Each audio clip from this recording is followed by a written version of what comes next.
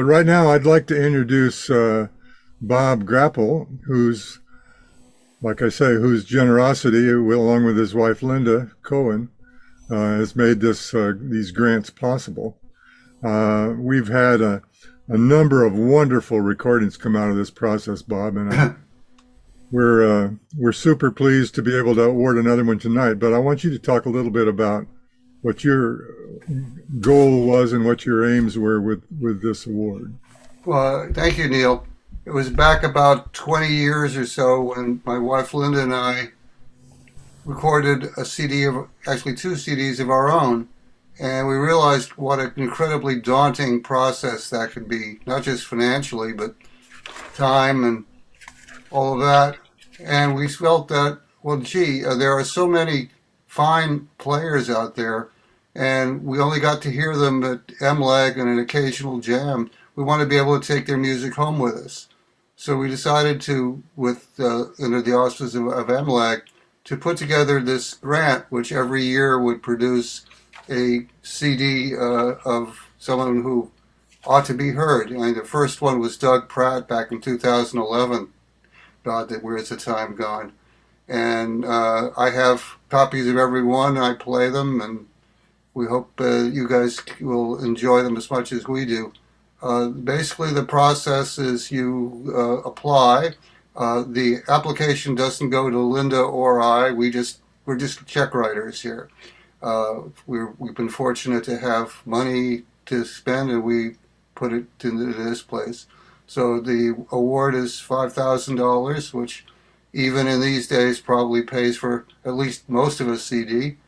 And we're looking forward to having lots of you players out there apply, and I'm very eager to find out who won it this year. So enough joying, and let's find out.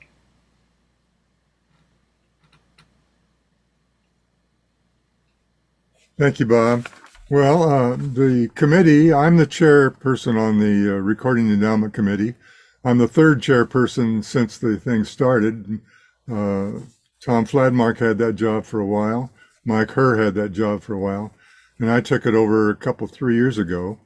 And the other members of the committee are Cindy Harris and Karen Mueller. So we reviewed a number of applications. I think there were 6 altogether that any one of them could have qualified for this award. But I'm going to read you just a little bit of the application that we found compelling. This is, this project features me and my OS-21C Autoharp. There will be no other instruments or musicians. It traces the path of dog ownership from the time we get a pup to the heartbreaking day when we have to say goodbye. The relationship between dog and owner is emphasized along with the things dogs do for us. I hope to promote a better understanding of dogs, how they think, and how much they mean to those of us who depend on them. If listening to these songs gets people to treat their dogs just a little bit better, I will consider the project a success.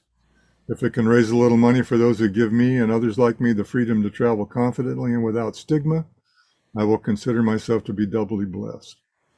So my target audience will not only be lovers of Autoharp music, but lovers of dogs as well, thus exposing more people to our wonderful instrument.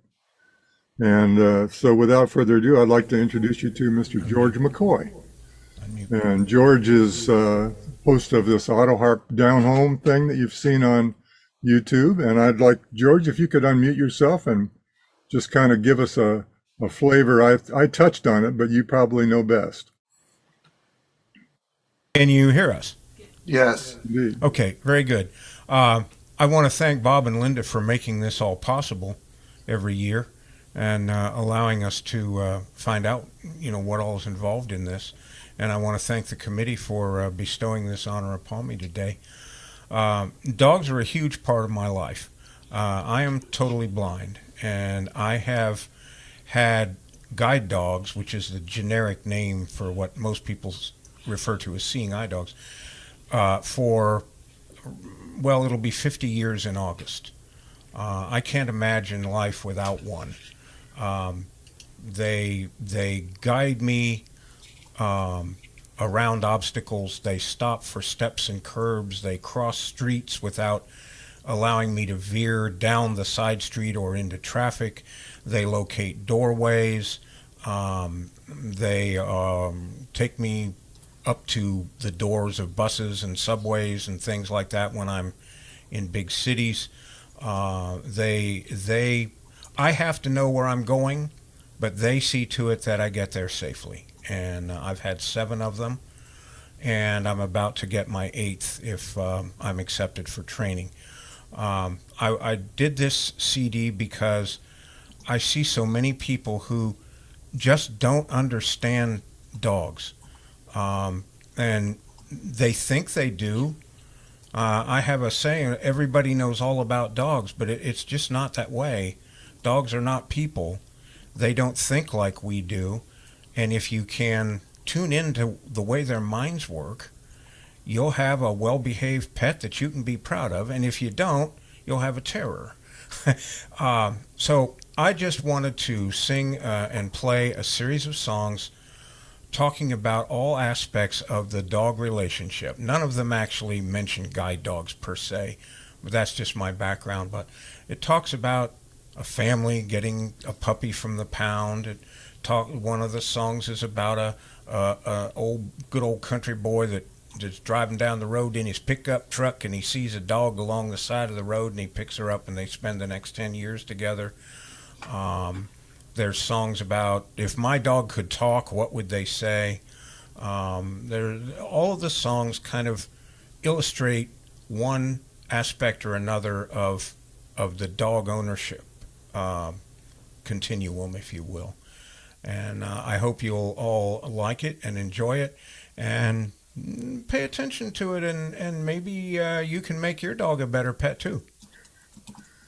Thank you, George. It goes without saying that his Autoharp playing is equal to the task.